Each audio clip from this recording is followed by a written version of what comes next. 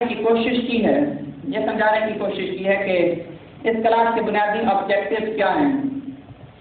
بنیادی آبجیکٹیو اعتقاد میں پختگی پیدا کرنا ہے، عقیدہ سازی پکا کرنا ہے، سب سے بنیادی بات یہ ہے۔ دوسری بات یہ بھی کہ یہ سوال کیا جائے کہ اگر اتنے چیلنجز ہیں، اتنے زیادہ چیلنجز ہیں تو ہمیں کرنا کیا چاہیے۔ اس میں نے تجاویز لکھی ہیں، لیکن میں اپنے متعلقہ فی الحال آج ایک بات کرنے لگا ہوں، وہ یہ کہ ہمیں کرنا کیا چاہیے۔ ہمیں تعلیمی اویئرنیس پروگرام شروع کرنے ہیں، چھوٹے چھوٹے بڑے بڑے جیسے بھی ہو سکے ہمیں تعلیمی ایجوکیشنل پروگرامز کو شروع کرنا ہے، تاکہ ہم لوگوں کو آگاہی دے سکیں، ہم لوگوں کو بتا سکیں۔ اگر کوئی ان کے ایمان پہ ڈاکہ ڈالنا چاہے تو کم از کم ہم اپنے لوگوں کو بتا سکیں، سمجھا سکیں، پڑھا سکیں اور تعلیم دے سکیں اور ان کو یہ سمجھا سکیں کہ دیکھو اگر کوئی ایسی اور ویسی بات کہے گا تو تمہیں پتہ ہونا چاہیے کہ کھرا مال کدھر ہے، چھوٹا مال کدھر ہے، تم اس کی شناخت اور پہچان کر سکو۔ مجھے آج صبح ایک دوست نے یہ سوال کیا ہے کہ ہاں یہ جو کلاس شروع کر رہے ہیں اس کے بعد کیا آپ کے سننے والے وہ اس قابل ہو جائیں گے، اس قابل ہو جائیں گے کہ کوئی انہیں پھانس نہ سکے، کوئی انہیں پتا نہ سکے، ٹریک نہ کر سکیں، کیا اس قابل ہو سکیں گے؟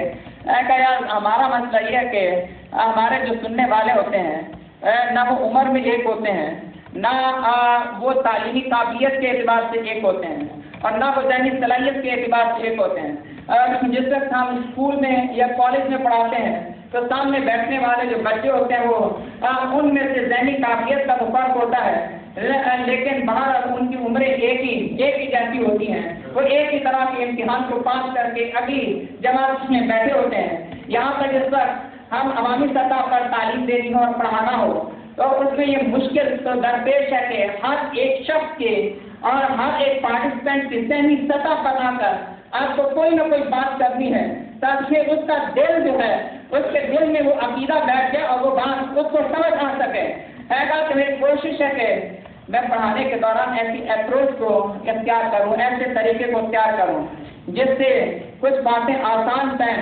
2+2 4 کے حساب سے بھی سمجھ آ جائیں اور 2+2 4 کے حساب سے بھی کچھ باتیں سمجھا دوں اور کچھ باتیں جو ہے اس سے آگے نکل کر بھی کچھ سمجھا دی جائیں۔ آج کی کلاس کا جو خلاصہ ہے وہ یہ کہ ضعیف الاعتقادی سے بچنا چاہیے، چھوٹے پیروں فقیروں اور عاملین سے بچنا چاہیے۔ اس کے علاوہ جھوٹی نبوتوں کے جو مبلغین ہیں اور جو جگہ جگہ لوگوں کو پھانسنے کی جو کوشش کرتے ہیں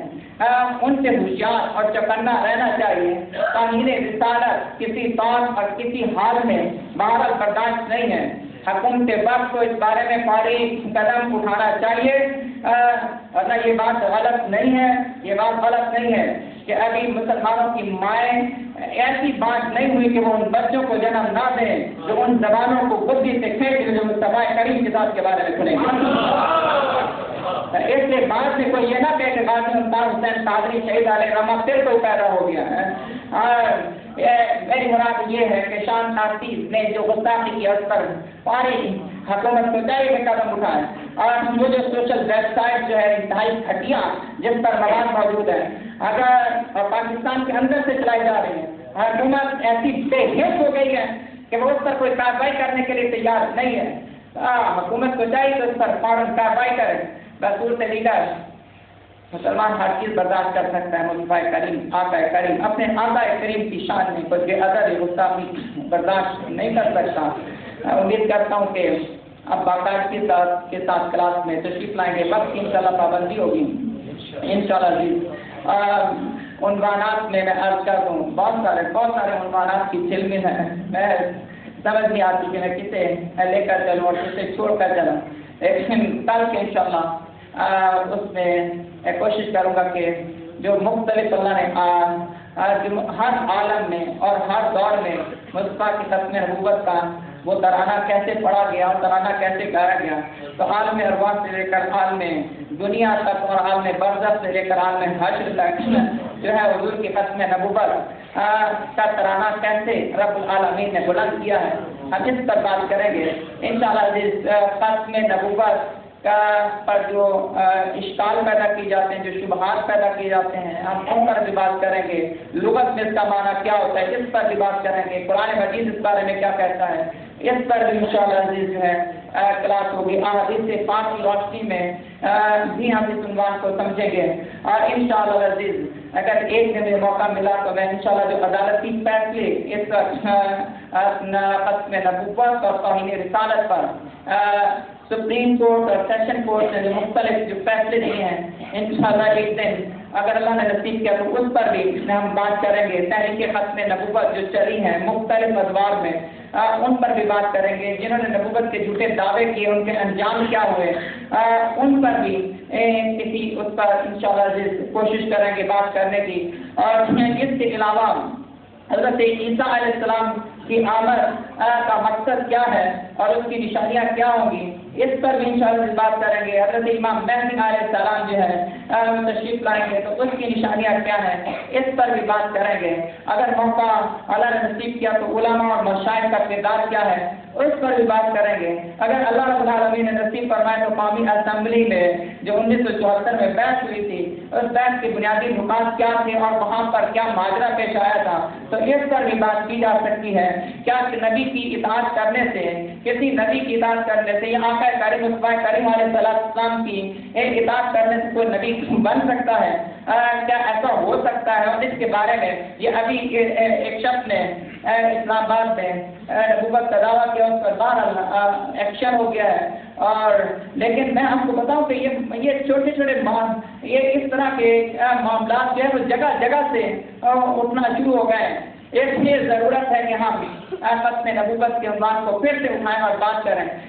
تو انشاءاللہ ذکر اللہ نے نصیب کیا تو اس میں بھی بات کریں گے کہ علماء اور مشائخ نے کیا کردار ادا کیا، قومی اسمبلی میں کیا بحث ہوئی تھی، اس میں کس نے کیا کردار ادا کیا تھا، مناظرے اور مناظروں کو چھوڑ کر مباحثے کہاں پر کیسے کیسے ہوئے اور ان موبائلوں کا انجام کیا نکلا، اس پر بھی انشاءاللہ ذکر اللہ نے موقع نصیب کیا تو بات کریں گے۔ میں نے کہا عنوانات کی تو بڑی کہکشاں ہیں، بڑی کہکشاں ہے ختم نبوت کا عنوان، تو جس طرح سے ہم اٹھائیں تو لگتا یہ ہے کہ ساری زندگی بھی گزر جائے گی تو حضور آتا ہے کریم علیہ السلام کی ختم نبوت کا ذکر ختم نہیں ہوگا۔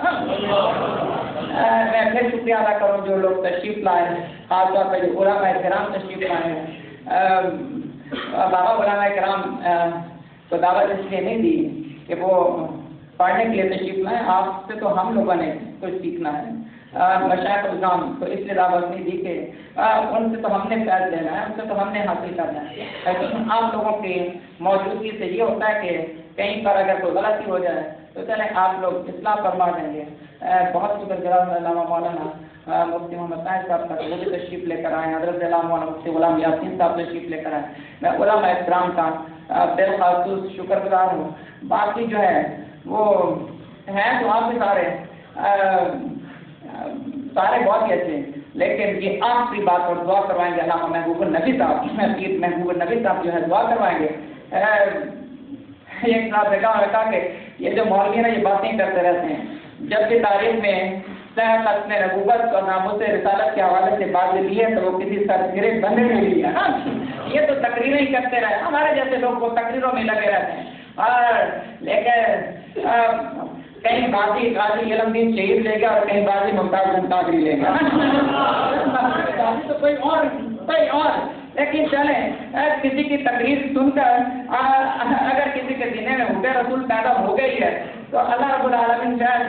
ہم مولویوں کی بھی بخشش فرمائی دے گا۔ تو اس لیے آپ لوگ بہت بڑے ہیں، آپ اعلیٰ ہیں، لیکن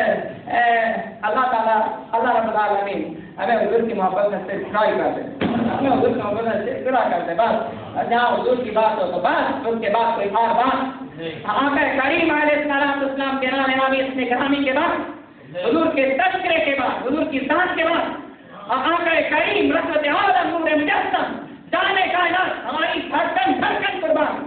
اور نبی پاک نے فرمایا کہ میرے بعد وہ لوگ آئیں گے، میرے بعد وہ لوگ آئیں گے جن میں سے کوئی ایسا دیوانہ نہیں ہوگا، یہ دعا مانگے گا، یہ آرزو کرے گا کہ میرے سارے گھر بار، میرا مال جائیداد، میرا سب کچھ وہ لے کر صرف مجھ مصطفیٰ کی ایک دفعہ اسے زیارت کروا دی۔ ایسے بھی ہوں گے مجھے ایسے بھی ہوں گے جو مجھ سے ایسا پیار کریں گے، دیکھا نہیں ہوگا میرے بعد آئیں گے لیکن وہ مجھ سے ایسا پیار کریں گے کہ وہ ہر چیز کو لٹا دیں گے، ہر چیز کو قربان کر دیں گے، ہر چیز کو قربان کرنے کے آرزو کریں گے، ہر بدلے میں ان سے مانگیں گے میری زیارت ان کو نصیب ہو جائے۔ اللہ رب العالمین ہمیں کرم اور فضل سے نوازیں۔ وآخر دعوانا الحمدللہ رب العالمین۔ گزارش کروں گا کہ محبوب النبی صاحب نے یہاں پہ تشریف لائیں، خیر تو یہ بیادبی آپ نیچے بیٹھے تھے لیکن تشریف لائیں، دعا کر رہا ہوں۔